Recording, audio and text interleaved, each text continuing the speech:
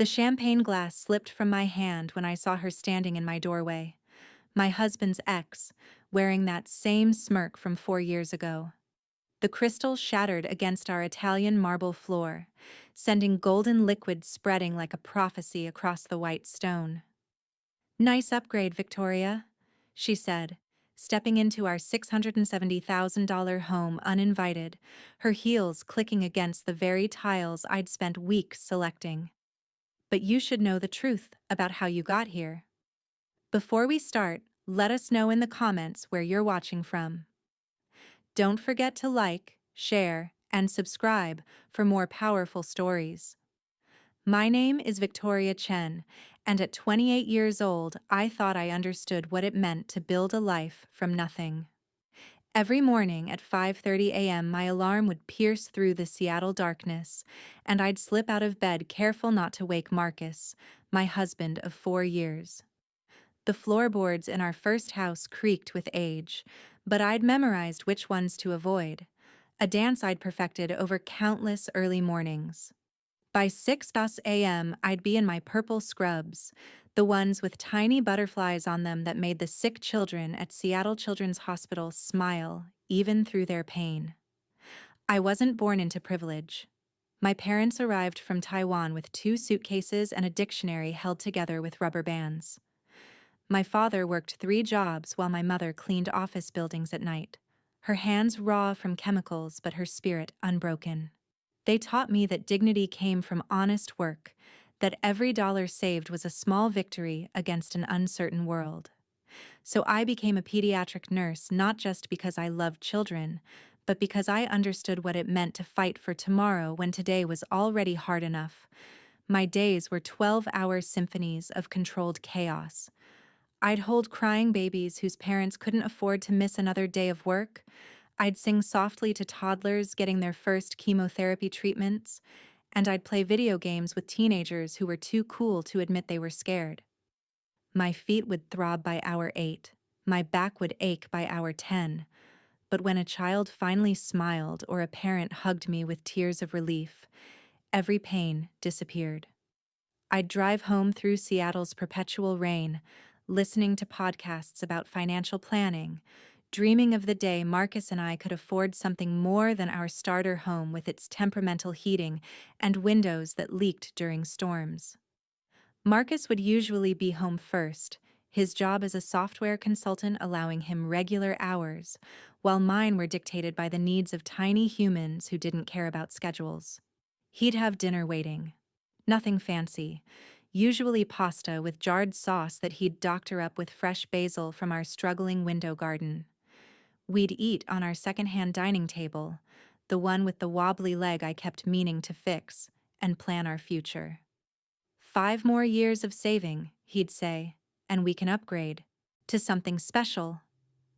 I believed him completely, trusted him the way you trust that the sun will rise, that rain will fall, that love means partnership.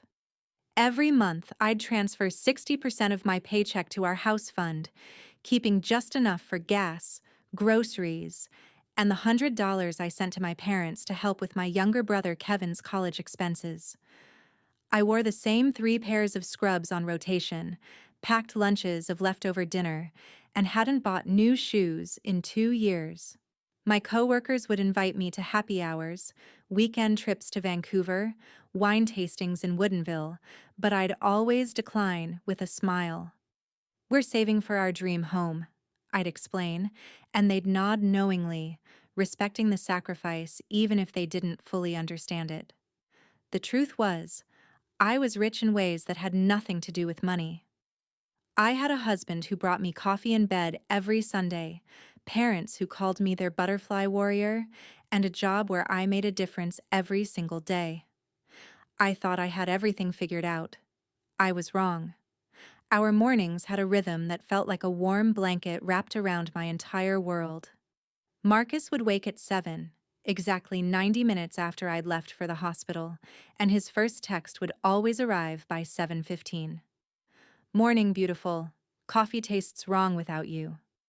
It was our little ritual, one that made me smile even when I was elbow deep in medical charts or comforting a frightened parent. By the time I'd get home at 7:30 p.m., the house would smell like garlic and onions, Marcus's signature start to whatever he was cooking. He wasn't a great chef, but he tried, and that effort meant everything to me. Saturdays were sacred in the Chen household. We'd sleep in until 8, a luxury that felt almost decadent after my weekday schedule. Marcus would make pancakes from scratch while I squeezed fresh orange juice, and we'd eat breakfast in bed while planning our weekend projects. Our little three-bedroom house in Northgate wasn't much to look at from the outside. A 1950s Rambler with fading blue paint and a mailbox that tilted slightly to the left. But we were slowly transforming it into something special. Every weekend, we'd tackle something new. One Saturday, we'd paint the guest bathroom a soft sage green. The next, we'd install shelves in the hallway closet. Marcus would measure twice, cut once, his engineer's precision evident in every careful calculation, while I'd be the creative force, choosing colors and arrangements that made our house feel like home. Sunday afternoons belonged to our garden. The previous owners had left us nothing but patchy grass and a half-dead rose bush, but we saw potential. Marcus built raised beds from scratch, spending hours on YouTube learning the proper way to create drainage systems. I researched which vegetables grew best in Seattle's moody climate, and together we planted tomatoes that would eventually lean toward whatever rare sunshine they could find, green beans that climbed the trellises Marcus constructed, and herbs that filled our kitchen window box. We'd work side by side, dirt under our fingernails, sweat on our brows despite the cool Pacific Northwest air, and talk about everything and nothing. Marcus would tell me about his latest client's ridiculous requests, doing impressions that made me laugh until my sides hurt. I'd share stories from the hospital, though I was careful to protect patient privacy, focusing instead on the moments of joy, a child taking their first steps after surgery, a premature baby finally reaching the weight to go home. Evenings were quiet and perfect. We'd shower off the day's work, then cook dinner together in our tiny kitchen. Marcus would stand behind me as I stirred sauce on the stove, his arms wrapped around my waist, his chin resting on my shoulder. We'd sway slightly to whatever music was playing, usually something soft and jazzy that made our modest kitchen feel like a romantic restaurant. We'd eat at our small dining table, the wobbly leg finally fixed with a folded piece of cardboard that became a permanent solution, and plan our future. When we get the new house, Marcus would say, we'll have a kitchen island, and a pantry, and windows that actually seal. I'd add my dreams too. A bathtub deep enough to actually soak in. A guest room for when my parents visit. Maybe a little office where I can study for my nurse practitioner degree. Friday nights were for friends. We'd host game nights. Our living room cramped but cozy with 3 other couples squeezed onto our old couch and mismatched chairs. Marcus would make his famous spinach artichoke dip. I'd provide the wine, always something inexpensive but decent from Trader Joe's, and we'd play board games until midnight.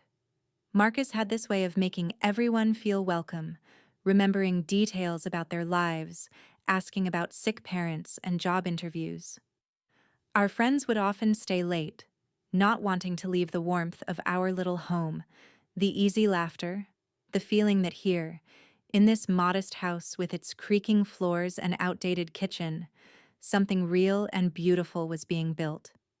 This was our normal, simple, sweet, and built on what I thought was solid ground.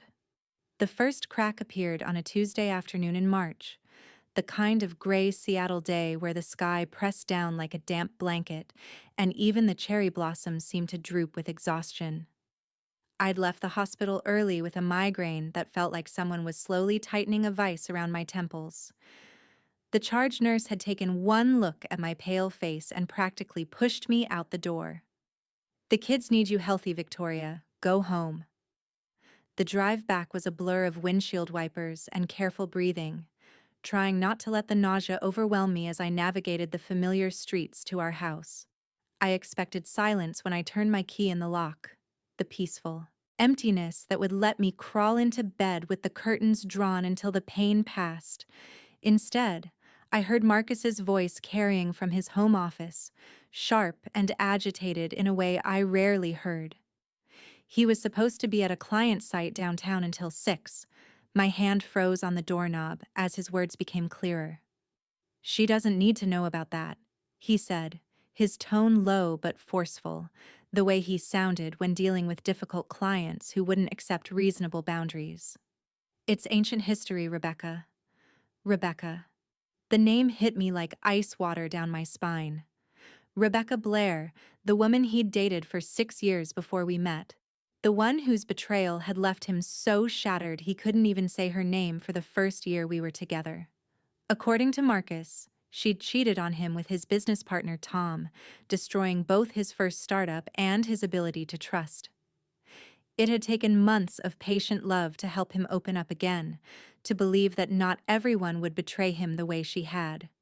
Through the narrow gap under his office door, I could see his shadow pacing back and forth, the nervous energy he only displayed when something was truly wrong. His footsteps were heavy, agitated, so different from his usually measured movements.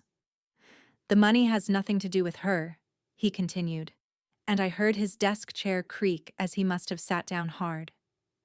"Victoria and I built this life together. What happened with the business, with you and Tom? That's over. Done. Money? What money?" My mind raced through possibilities, but nothing made sense. Marcus had told me the business had failed, that he'd walked away with nothing but hard lessons and emotional scars. We'd built our savings from zero, hadn't we? Every deposit carefully tracked in our shared spreadsheet, every sacrifice noted and celebrated as we inched closer to our goal. "No, you can't come to the housewarming," Marcus said suddenly, his voice rising slightly. "Are you insane? After everything you did?" There was a pause, and I could imagine Rebecca responding, though I couldn't hear her words. "I don't care what you think you're owed. The lawyers settled everything 4 years ago. It's over." My phone buzzed in my purse, startling me.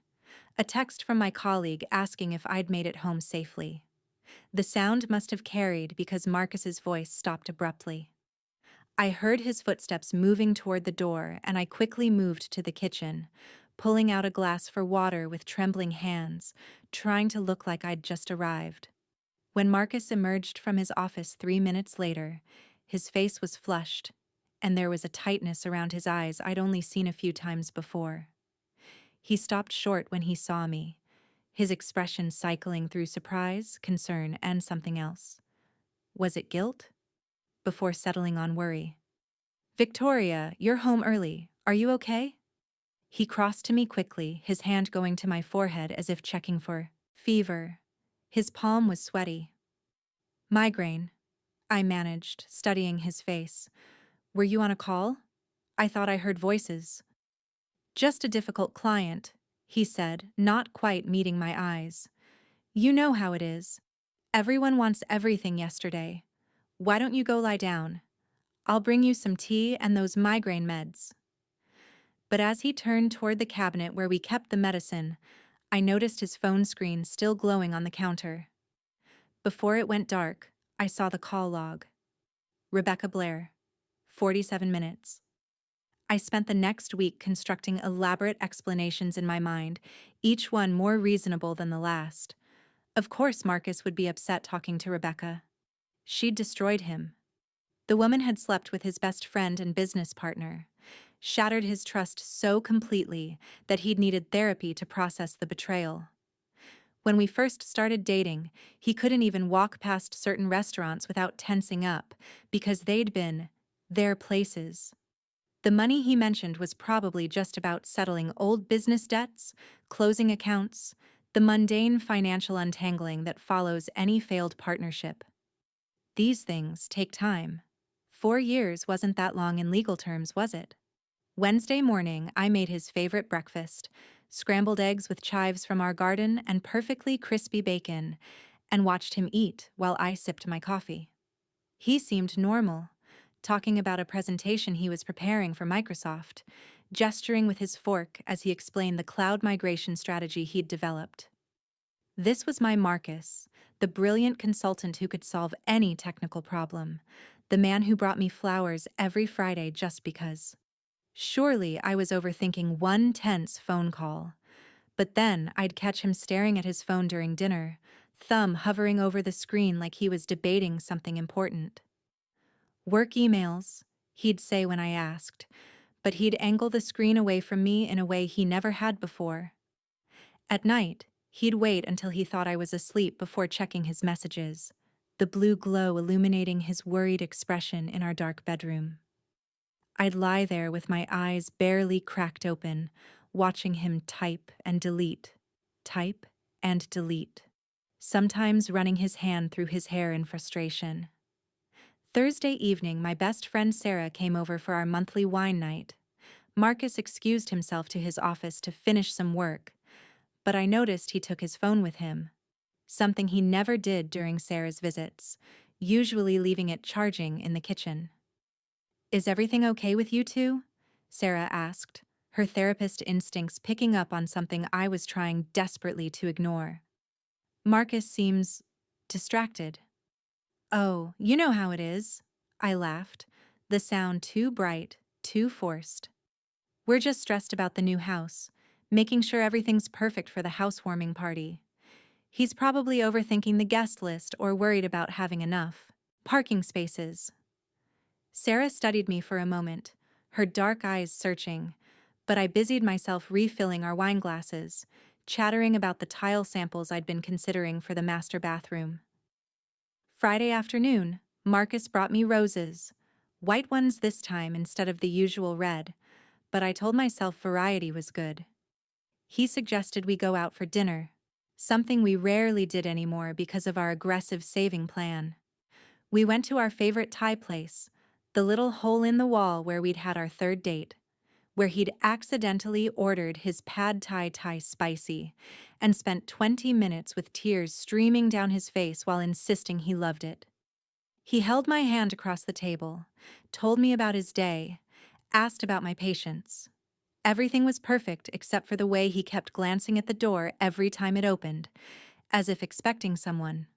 Saturday morning, while he was in the shower, his phone buzzed on the nightstand. Rebecca Blair. Again. The message preview showed only, "We need to resolve this before..." Before what? My finger hovered over the screen, but I pulled back.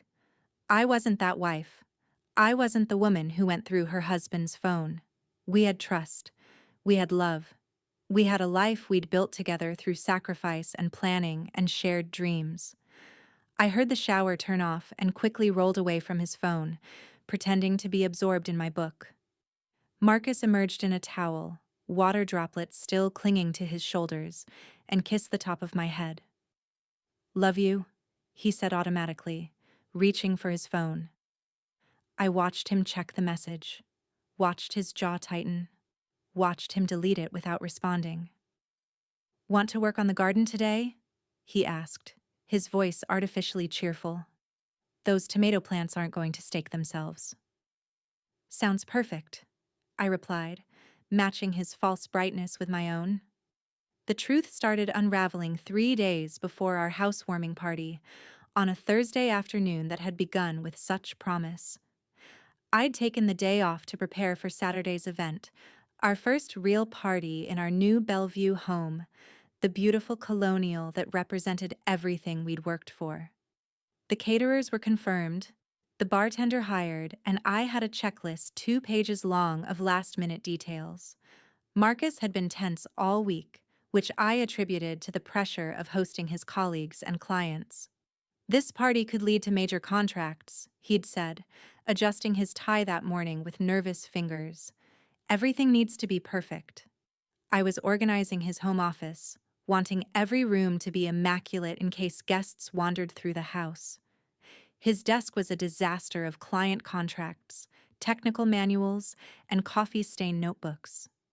As I sorted papers into neat piles, my hand brushed against something tucked far back in the bottom drawer, a manila folder that looked deliberately hidden behind old tax returns and warranty paperwork for electronics we no longer owned. The folder was labeled in Marcus's neat handwriting, RB Settlement, 2019. My heart began hammering as I pulled it out. The folder was thick, heavy with documents that felt like they held secrets I wasn't meant to discover. I sat down in Marcus's expensive ergonomic chair, the one we'd justified buying because of his back problems, and opened it with trembling fingers. The first document was a legal settlement agreement dated September 15, 2019, just 2 months before Marcus and I had met at that healthcare technology conference. My eyes struggled to process the legal language, but certain phrases jumped out like accusations. Dissolution of Bitewise Technologies, division of assets, non-disclosure agreement. The second page made my stomach drop. A wire transfer confirmation showing $127,000 moving from a Bitewise business account to Marcus Chen's personal account at Chase Bank. But it was the email printouts that truly shattered my world. They were arranged chronologically, a paper trail of betrayal and lies. Rebecca's email from August 2019. That money was meant for our future home, Marcus. We saved that together, planned for it together. You can't just take it and start over with someone else. Marcus's response was cold, clinical. The business dissolution was legal.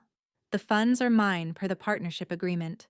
Please direct all future correspondence through my attorney. Another email from Rebecca, this one angrier. You know that money came from the contracts I brought in. My connections, my 18-hour days, my sacrifice. Tom told me everything, how you planned this, how you knew I was going to leave and moved the money before I could. Marcus's reply, accusations without proof are just noise. The mediator has ruled. Accept the decision and move on. My hands shook as I found the sticky note, yellow and slightly curled at the edges, attached to a bank statement. Marcus's handwriting, the same writing that had penned love letters and grocery lists. Down payment fund. Tell V it's from consulting work. V, Victoria. Me. The bank statement showed the $127,000 deposited in September 2019, then sitting in a high-yield savings account accumulating interest. By the time we met in November, he had $131,000. When we bought our first house together in March 2020, after I'd contributed my entire savings of $23,000, money I'd saved over 3 years of overtime shifts and skipped vacations, Marcus had provided the remaining $127,000 for the down payment. It's from a big consulting project I did before we met, he'd said, kissing my forehead as we signed the papers. Perfect timing, right? I found more documents, screenshots of text messages between Marcus and someone named Tom discussing the exit strategy, photographs of property listings from late 2019 with Marcus's annotations about investment potential, and most damning, a drafted email Marcus never sent, dated October 2019. Tom, found someone perfect. Nurse, financially naive, family-oriented. She won't ask questions about the money. Clean slate. The folder slipped from my numb fingers, papers scattering across the floor like all my illusions about our marriage. Our life together. Every sacrifice I'd made. Every penny I'd saved. Every dream we'd supposedly built together was founded on money that might not have been his to take. Worse, I'd been selected. Chosen like a character for a role I didn't know I was auditioning for, the trusting wife who wouldn't ask questions. That evening, I waited for Marcus in our kitchen, the manila folder spread across our granite island like evidence in a murder trial. Except what had been murdered was trust, love, and 4 years of marriage I thought meant something. I'd arranged the documents methodically, the settlement agreement on the left, the bank statements in the center. the emails and sticky note on the right. A glass of wine sat untouched beside me, my hands too unsteady to risk lifting it. I heard Marcus's Tesla pull into the garage at 7:17 p.m., heard him whistling off-key as he walked through the mudroom, heard the moment the whistling stopped when he saw me sitting there, surrounded by his secrets. His face went through a transformation I'd never witnessed before. Surprise, recognition, guilt. Then finally, a kind of resigned defiance that made him look like a stranger. "Victoria," he started, setting down his laptop bag with deliberate slowness. "It's not what it looks like." "Then explain what it is," I said, my voice steadier than my hands, which I kept pressed flat against the cold granite. "Explain how our entire life is built on money you took from Rebecca. Explain why you lied to me every single day for 4 years." He loosened his tie, a gesture I'd once found endearing, now just another calculated move. "That money was legally mine. The mediator ruled." "I don't care about the mediator." The words exploded from me, surprising us both.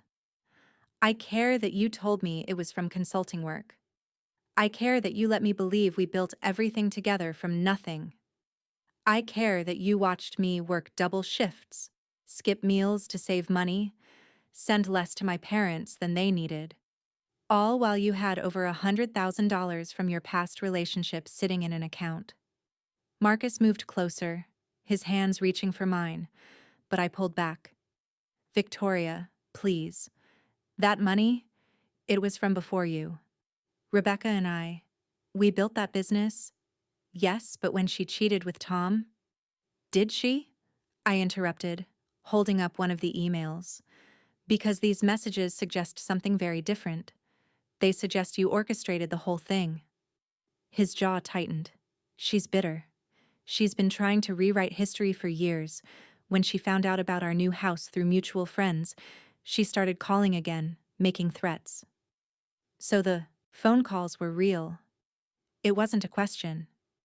The ones you said were from difficult clients." "I was protecting you," Marcus said, his voice taking on that reasonable tone he used with clients. "From this exact situation. From her poison. Her lies." "But you lied," I whispered, the fight suddenly draining from me. "Every time we talked about our future, our savings, our sacrifice, you were lying. Was any of it real?" For the first time, something genuine flickered across his face. Perhaps regret. Perhaps just annoyance at being caught. "Of course it was real. Everything after we met, everything we built together. That's all real. The new house. That's from our combined income, our investments." "Built on a foundation of deception?" I countered. "And what about this?"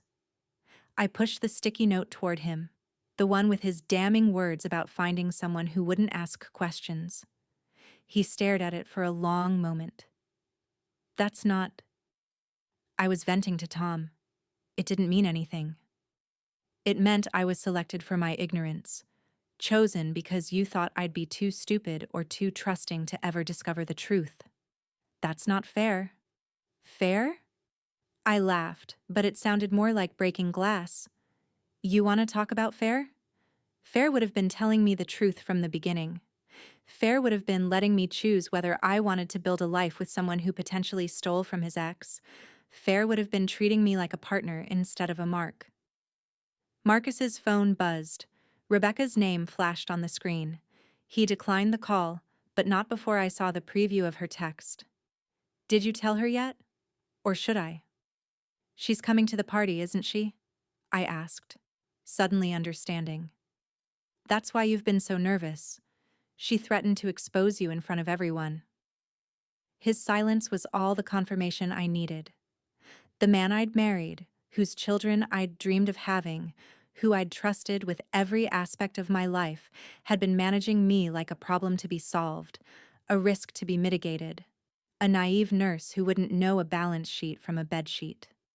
The next morning, while Marcus was at work, he'd left early, mumbling something about a client emergency, though we both knew he was just avoiding me, Our doorbell rang at exactly 10 a.m. I'd spent the night in the guest room, staring at the ceiling, replaying every moment of our relationship through the lens of this new knowledge. When I opened the door, Rebecca Blair stood there, impeccable in a cream business suit that probably cost more than my monthly salary, holding a manila envelope that looked as heavy as the one I'd found in Marcus's desk. "We need to talk," she said, not waiting for an invitation before stepping into my foyer. My foyer bought with money that might have been hers. "And before you slam the door in my face, you should know that what you found yesterday is just the tip of the iceberg." I led her to the living room, partly because I was too exhausted to argue, partly because some masochistic part of me needed to know everything. She sat on our leather sofa, the one Marcus and I had celebrated buying, our first adult furniture purchase, and pulled out a laptop from her designer bag. "First," she said, opening a folder filled with documents, "let me be clear. Tom and I never had an affair. Never. Marcus paid him $50,000 to claim we did, to destroy my credibility during the business dissolution."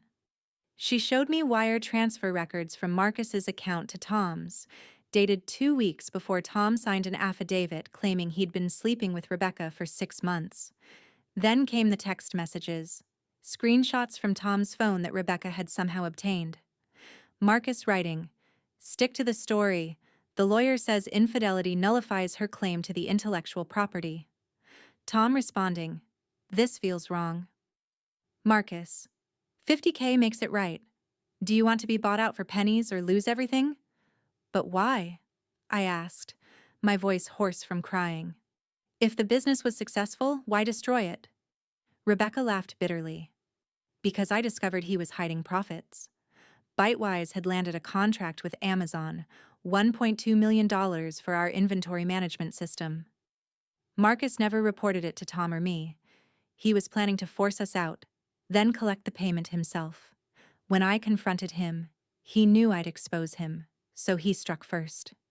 She pulled up a recorded phone conversation, legal in Washington state, she assured me, from August 2019. Marcus's voice, clear and calculating. "If Rebecca thinks she's getting half of this company, she's delusional. I wrote the code. I made the connections. Tom's an idiot, and she's just a pretty face who happened to have some industry contacts. I'll burn it all down before I let them take what's mine."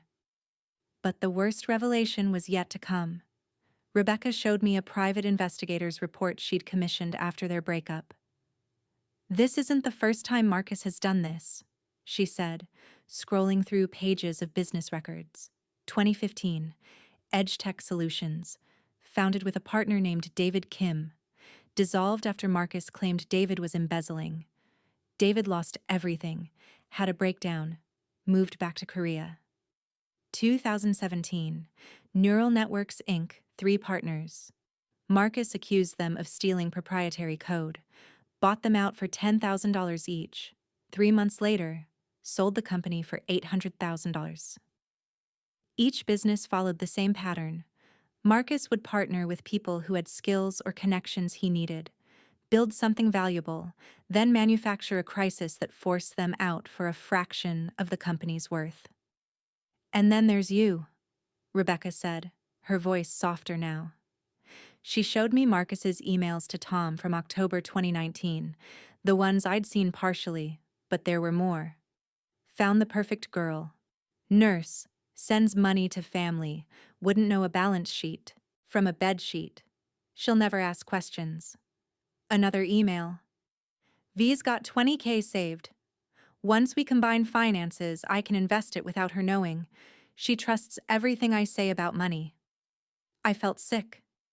He's been investing my money without telling me? Rebecca pulled up public records of an LLC registered in Marcus's name alone, MCP Investments, established in 2020, a month after we married. Based on these filings, he's been moving money from your joint accounts into this LLC, then investing in cryptocurrency and high-risk ventures. Some paid off, which is how you afforded this house.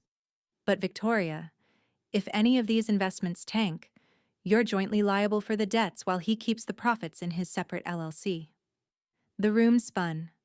I wasn't just married to a liar. I was married to a serial predator who destroyed partners, both business and romantic, for profit. That night, alone in our bedroom, Marcus had texted that he was staying at a hotel to give me space to process. I fell apart completely. I sat on our bathroom floor, still in my scrubs from a shift I'd barely survived, functioning on autopilot while comforting sick children, when inside I felt sicker than any of them. The cold tile pressed against my legs as I hugged my knees to my chest, sobbing until my ribs ached and my throat felt raw. The bathroom, with its marble countertops and rainfall shower that Marcus had insisted we needed, felt like a mausoleum of every lie I'd believed. I couldn't stop replaying memories, each one now tainted with the knowledge of what I really was to him. Not a wife, but a mark. Our first date at Pike Place Market, where he'd bought me sunflowers from the elderly vendor, telling me they reminded him of my smile. Had he practiced that line, calculated its effect? Our wedding day, when he'd cried as I walked down the aisle. Were those tears real? Or was he crying at his own performance, his successful closing of another deal? The way he'd held me when my grandmother died last year, flying with me to Taiwan for the funeral, standing silent and respectful at the service, was his comfort genuine, or was he maintaining his investment? I crawled to our closet and pulled out our wedding album, flipping through pages with shaking hands. There I was in my simple white dress.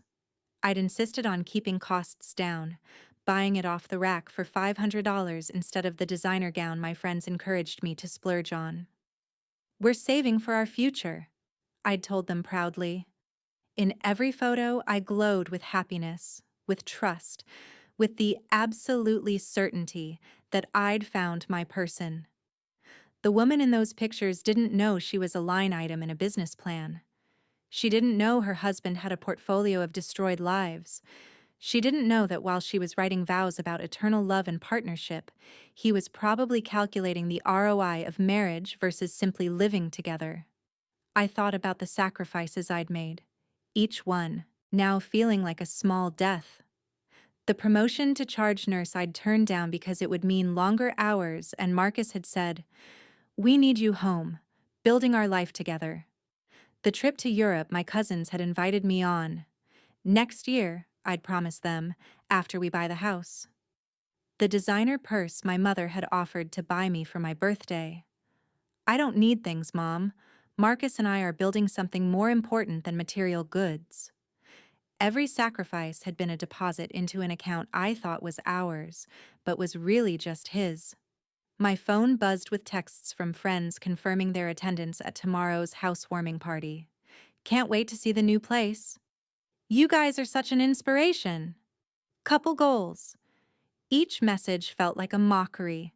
We were supposed to be the success story, the couple who built everything from nothing, who proved that love and hard work could create miracles. Instead, we were a fraud. A beautiful lie wrapped in granite countertops and stainless steel appliances.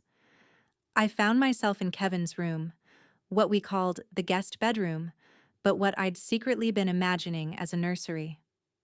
Marcus and I had talked about starting a family next year. Our kids will have everything we didn't, he'd promised. Security, stability, parents who are partners. I pressed my hand against my flat stomach, grateful now for the birth control I'd stayed on despite Marcus's recent hints about baby timing.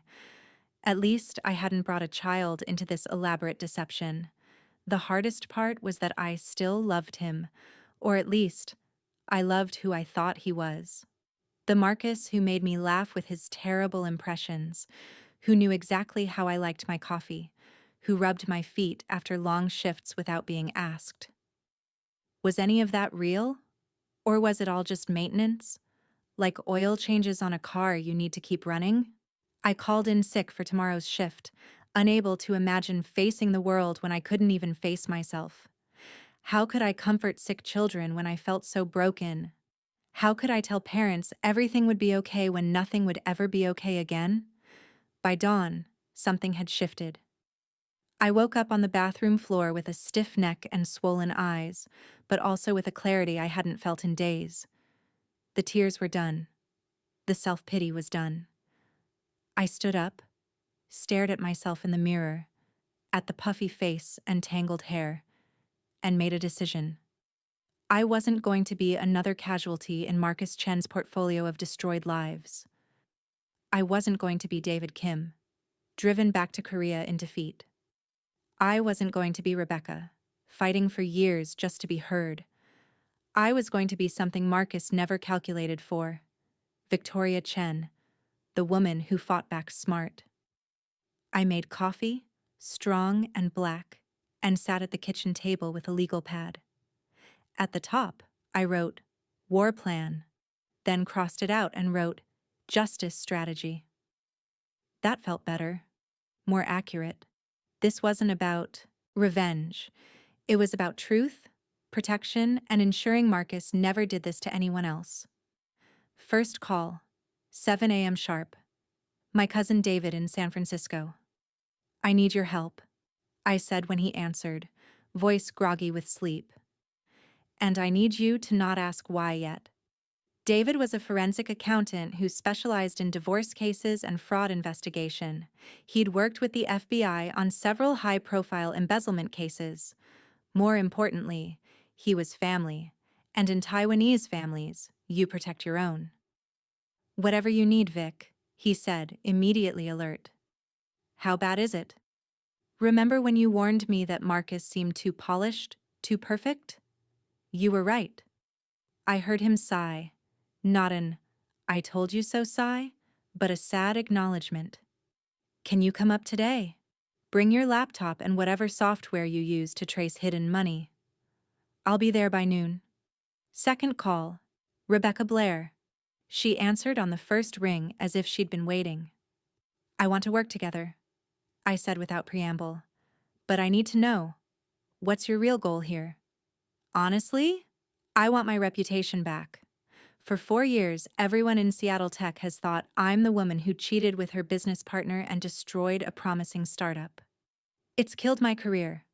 I've applied to dozens of positions and gotten nowhere because Marcus poisoned the well. I don't even care about the money anymore. I just want people to know the truth. And if we could accomplish more than that, if we could expose not just what he did to you, but his entire pattern. There was a pause. I'm listening. The housewarming party is tomorrow.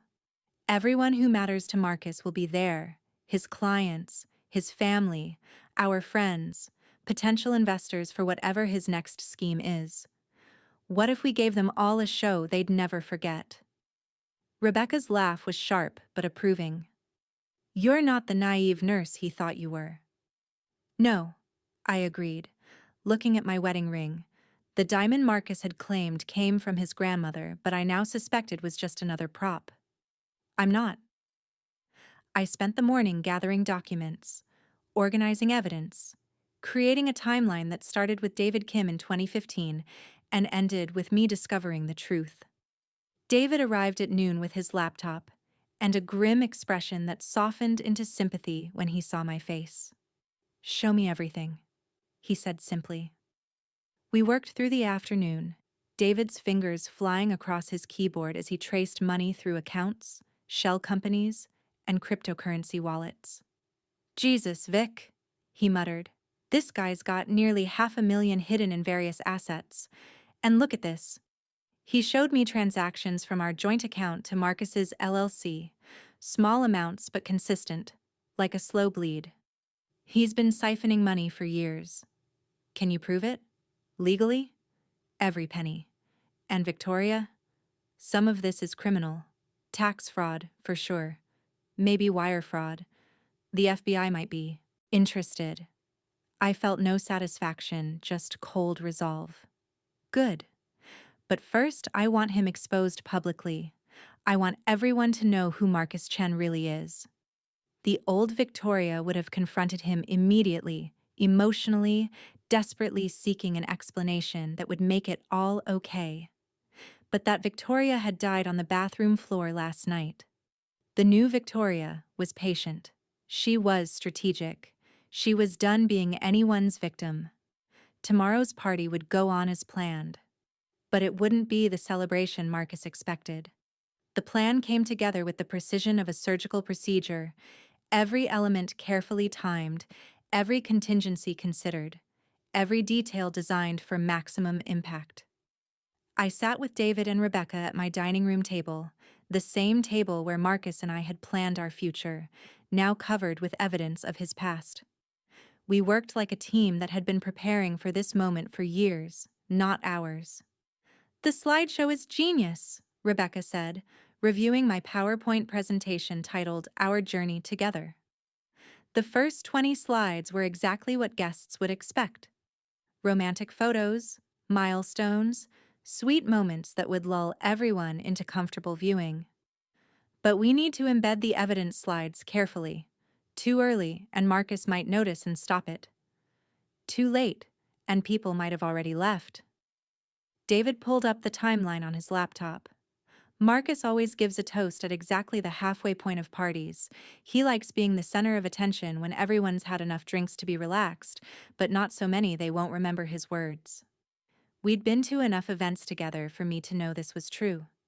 Marcus treated every social gathering like a networking opportunity. His toast always perfectly crafted to seem heartfelt, while subtly promoting his business acumen. "So we set the slideshow to auto-advance," I said, calculating timing. 3 seconds per romantic photo, then when it hits the evidence slides during his toast, each one displays for 10 seconds. Long enough to be read, too quick for him to stop without making a scene. But the slideshow was just one layer. Rebecca had contacted Tom, Marcus's former partner, who'd taken the bribe to lie about their affair. Consumed by guilt and facing his own divorce partly due to the stress of keeping Marcus's secret, Tom had agreed to attend the party. "I'll wear a wire," he'd offered.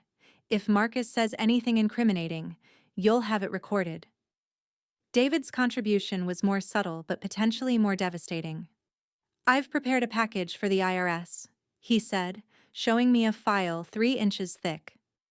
"But I need your permission to file it. This shows Marcus has hidden approximately $470,000 in unreported income through various schemes. That's serious federal crime territory." "File it Monday," I decided, "after everyone knows the truth." The guest list became our weapon. I sent personal invitations to specific people: Marcus's biggest client at Microsoft, his mentor from his MBA program, 3 potential investors he'd been courting for months, his entire family including his traditional parents who valued honor above everything, and surprisingly, David Kim's sister who still lived in Seattle. Each invitation was slightly different, mentioning how excited Marcus was to share a special announcement about our journey and future plans. They'd all be expecting good news, maybe a pregnancy announcement or a new business venture. They'd get truth instead. I prepared information packets, USB drives in elegant gift bags that would be handed out as party favors. Each drive contained the full evidence file: documents, recordings, financial records, and a detailed timeline of Marcus's frauds. The bags were beautiful, silver and white with ribbons, sitting innocently in boxes in our garage. Guests would likely take them home unopened, discovering their contents later, ensuring the truth spread even after the party ended. The masterstroke was Rebecca's arrival. She wouldn't come at the beginning. Too obvious, too easy for Marcus to have her removed. She'd arrive at 8 p.m. exactly, right as Marcus began his toast. I gave her our garage door code. She'd enter through the kitchen, appearing behind Marcus as he spoke. The woman he'd painted as a crazy, bitter ex would stand there in professional elegance, living proof that his stories were lies. "What about your safety?" David asked, concerned. "Marcus might become violent when cornered." I showed them the security cameras I'd had installed that morning. "For the party," I'd told the technician, though really they were for evidence and protection. Every room would be recorded. I'd also invited Officer Janet Mills, my patient's mother who'd become a friend, making sure to mention she should bring her partner. "Just want you to meet more of our friends," I'd said. Having two police officers present, even off duty, would prevent any physical escalation. Everything was ready. The trap was set. Tomorrow, Marcus Chen would give the performance of his lifetime, not knowing it would be his last. The housewarming party unfolded like a perfectly orchestrated symphony, where only I knew the crescendo was actually a coming explosion. By 7 p.m., our house buzzed with 70 guests, moving through rooms I'd frantically cleaned while harboring a breaking heart. Marcus played the perfect host, his hand occasionally touching the small of my back as he guided me through conversations, having no idea I'd already filed for divorce that morning, or that our joint accounts had been frozen 2 hours ago on David's legal advice. The house looked spectacular. Fresh flowers on every surface, catered appetizers circulating on silver trays, bartender mixing cocktails in the corner of our great room. I'd insisted on handling every detail myself, telling Marcus I wanted it perfect. He'd kissed my forehead that morning, murmuring, "You're amazing, babe." The lies fell from his lips so easily, like breathing. I watched him work the room, treating each conversation like a chess move. He spent 10 minutes with Gerald Thompson from Microsoft, laughing at the right moments, steering talk toward a new contract. He charmed Mrs. Patterson from next door, the elderly woman who'd already become suspicious of our sudden wealth.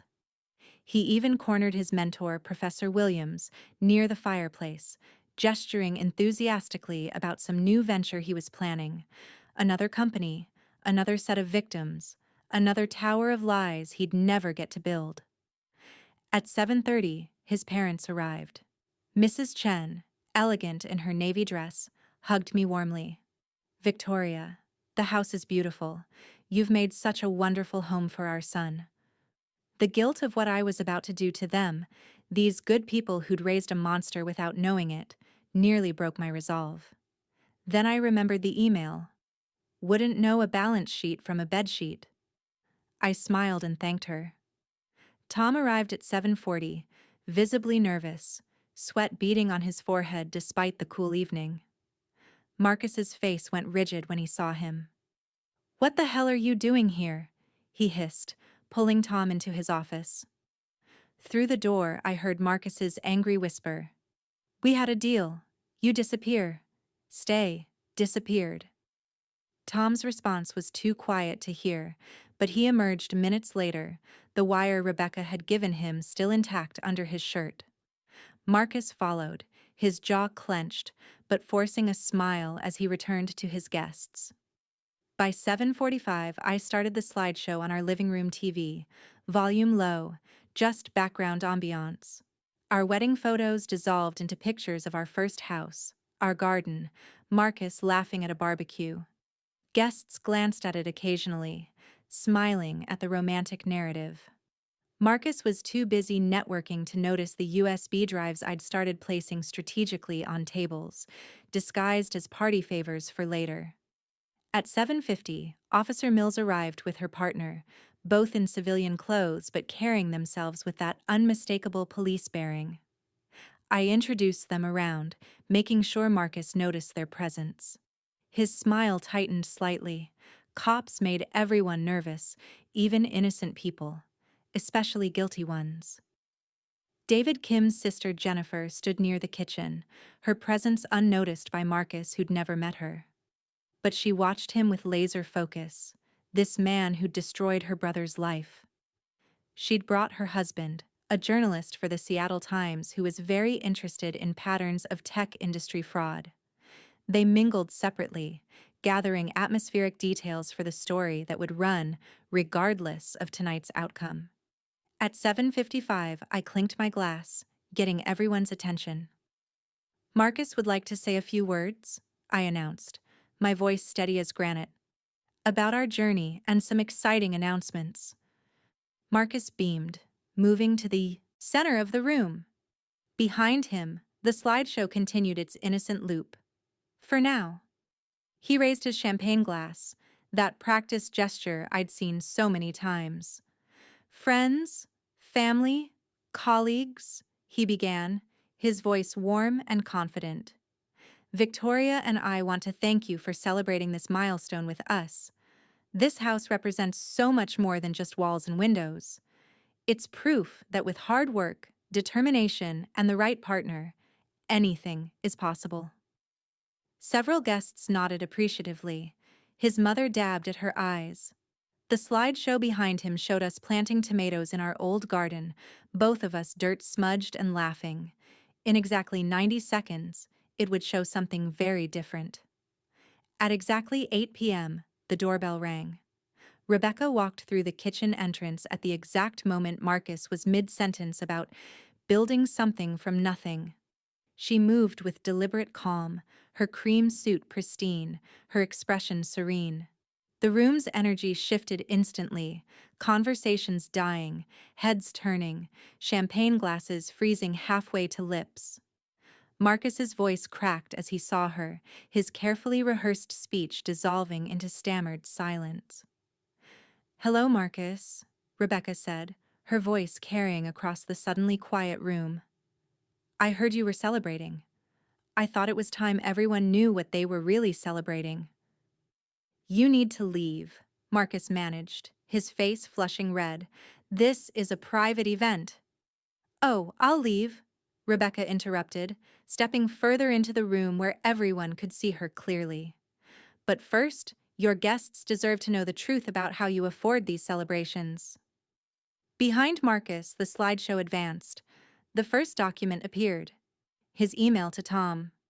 "Found the perfect girl. Nurse, financially naive, wouldn't know a balance sheet from a bedsheet."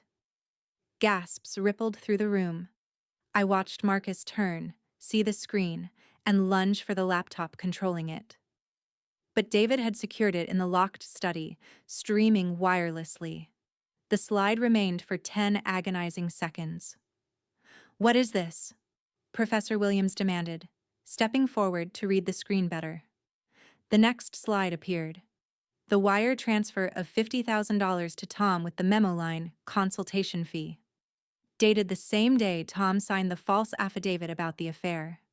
"That's fabricated," Marcus shouted, but Tom stepped forward from the corner where he'd been hiding. "No, it's not," Tom said, his voice shaking but determined. "Marcus paid me to lie about Rebecca. We never had an affair. He needed to destroy her credibility to steal the business." He pulled out his phone, playing a recording of Marcus from their office conversation 30 minutes ago. "That story stays dead, understand? You took the money, you stay bought." Marcus's mother dropped her champagne glass. It shattered on the hardwood floor, the sound sharp in the horrified silence. The slideshow continued relentlessly, bank statements showing hidden accounts, the LLC documents with money siphoned from our joint finances, David Kim's business records, showing the same pattern from 2015. Then Jennifer Kim stepped forward. "My brother David attempted suicide after you destroyed his business," she announced, her voice steady despite the tears on her cheeks. "He's alive, but he's never been the same. You did that. You destroyed him for money." But the real twist came when David, my cousin David, stood up, pulling out his federal investigator credentials. The room froze. "Mr. Chen," David announced formally, "I'm Special Agent David Liu with the FBI's White-Collar Crime Division. I've been investigating you for 6 months, ever since David Kim's therapist reported suspicious patterns in his business dissolution. Victoria didn't know I was federal. She just thought I was her accountant cousin. But when she called me yesterday, she provided the final evidence we needed." Marcus went white. "Victoria?" He turned to me, and for the first time since I'd known him, he looked genuinely shocked. "You knew?" "No," I said, standing up, my voice carrying clearly. "I didn't know David was FBI. I didn't know you were already under investigation. I just wanted help understanding the depth of your lies. But apparently, I'm not the only one you've fooled. Or tried to fool." David continued, Mr. Chen, you'll need to come with us on Monday for formal questioning regarding tax evasion, wire fraud, and conspiracy charges. I suggest you contact your attorney. The slideshow reached its climax. A simple slide with the total amount Marcus had stolen, defrauded, or hidden over 7 years. $1.3 million. Below it, smaller text, victims identified, 7 business partners, 1 spouse, countless investors. Gerald Thompson from Microsoft stood up. Marcus, effective immediately, your contracts with us are under review. He walked out, followed by the 3 potential investors Marcus had been courting. But the biggest shock came from Marcus's father, who had been silent until now. He walked up to his son, looked him in the eye, and said in Mandarin, which I understood but Marcus didn't know I did, "You have brought shame to our family name. You are no longer my son." Then, in English, "We will return the money you gave us. We want nothing built on lies."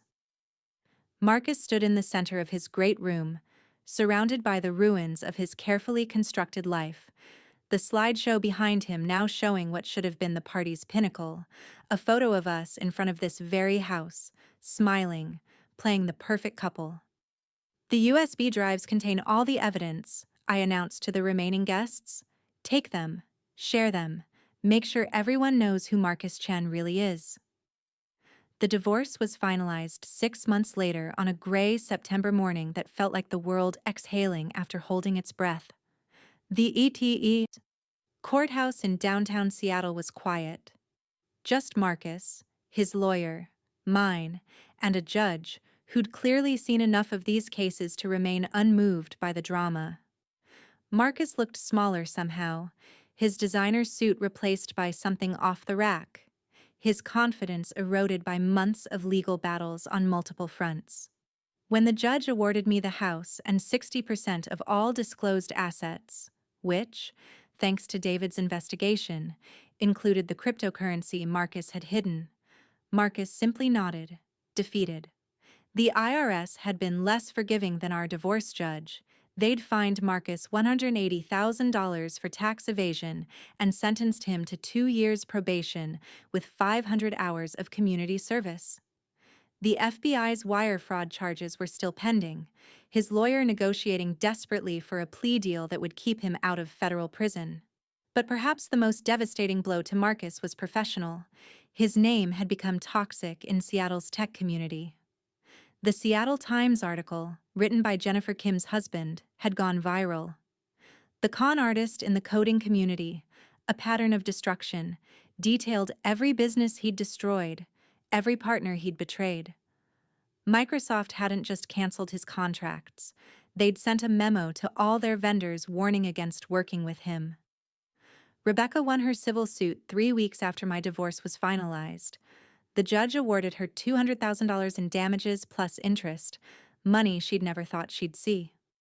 We met for coffee afterward at a little cafe in Fremont, 2 women who'd been through Marcus's particular brand of war and emerged scarred but standing. "I'm starting a support group," she told me, stirring her latte thoughtfully. "For people who've been financially deceived by intimate partners. The emotional manipulation combined with financial fraud. It's more common than people think, and victims blame themselves." "I'd like to help," I said, and meant it. We'd become unlikely friends, bonded by shared trauma but growing beyond it. She'd even come to my nursing school graduation party. I'd finally started my nurse practitioner program, something I'd put off for years while supporting Marcus's dreams. The house in Bellevue felt different now. I'd renovated Marcus's office first, gutting it completely and turning it into an art studio. Floor-to-ceiling windows replaced one wall, flooding the space with natural light. I'd taken up painting, something I'd always wanted to try but never had time for when I was working extra shifts to fund what I thought was our future. My paintings were amateur but honest, mostly landscapes from my weekend hikes, real places with solid ground beneath them. Tom had reached out several times, apologizing profusely for his role in the deception. His own marriage had survived, barely, after he came clean to his wife about everything. He'd returned the $50,000 bribe to Rebecca and testified in both her civil case and the criminal proceedings against Marcus. I was weak and greedy, he'd written in his last email, but Marcus knew exactly which buttons to push. He's a master manipulator. I'd forgiven Tom, though we'd never be friends. He was another victim in Marcus's long line of destruction, just one who'd been temporarily recruited to the wrong side. My family had rallied around me in ways that still made me tear up. My parents had flown up from California, my mother cooking enough food to fill my freezer for months, my father silently fixing things around the house that didn't need fixing just to feel useful. Kevin, my younger brother, had graduated with honors, his tuition finally paid in full with money from my settlement. "You sacrificed so much for a lie," he'd said. "Now use the truth to build something real." David, Agent Lou, as I sometimes teasingly called him now, visited monthly. No longer for the investigation, but as the cousin he'd always been. "I hated not telling you about the federal case," he'd admitted. "But when you called that morning, it was like the universe aligned. Your evidence was exactly what we needed to expand the investigation beyond just David Kim's case." The investigation had uncovered 2 more victims from before 2015, people Marcus had conned in smaller ways during college and graduate school. They were building a RICO case now, treating Marcus's business model as organized crime. He might face real prison time, though his lawyer was fighting hard for house arrest and restitution instead. Standing in my garden today, on a rare sunny Seattle afternoon in October, I harvest the last tomatoes of the season. These plants are entirely mine. I selected the seeds, prepared the soil, tended them through the growing season without anyone's help or input. The tomatoes are imperfect, some cracked from too much late-season rain, others smaller than store-bought. But they're honest. They're exactly what they appear to be, the fruit of genuine labor, patience, and care.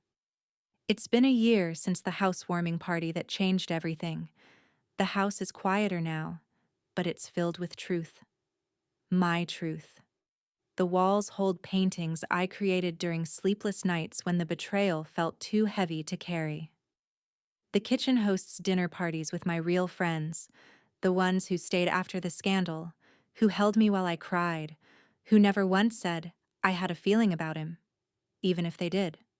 Officer Mills and her partner come by monthly for game nights. Rebecca joins us sometimes, bringing wine and increasingly terrible jokes as she learns to laugh again.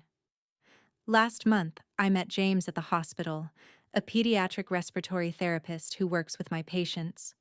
On our 3rd date, he did something that made me laugh and cry simultaneously. He showed me his pay stubs, his credit report, and his student loan statements. "I want you to know exactly what you're getting," he said, his brown eyes earnest behind wire-rimmed glasses.